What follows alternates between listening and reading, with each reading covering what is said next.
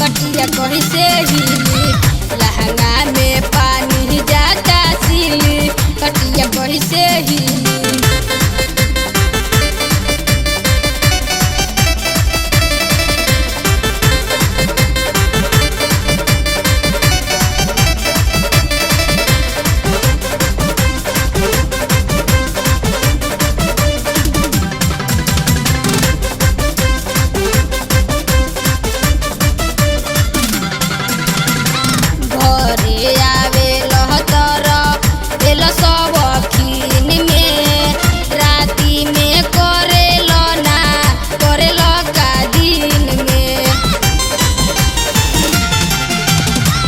घरे आवे लहतर एल सब खीन में राती में करे ना करे का दिन में कबले हम सूती घर में कबले हम सूती घर में बंद करके किली खटिया कहीं से हिली लहंगा में पानी जाता सिली खटिया कहीं से हिली लहंगा में पानी जाता सिली कटिया कैसे हिली।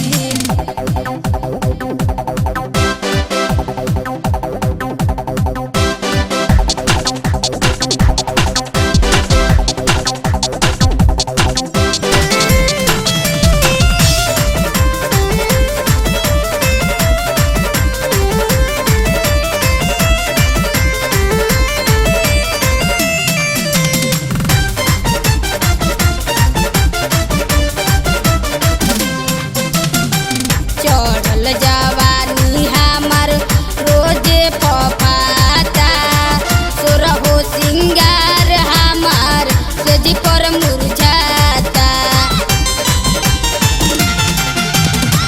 चढ़ल जवानी हमार रोजे पपाता सोरहो सिंगार हमार सेजी पर मुरझाता।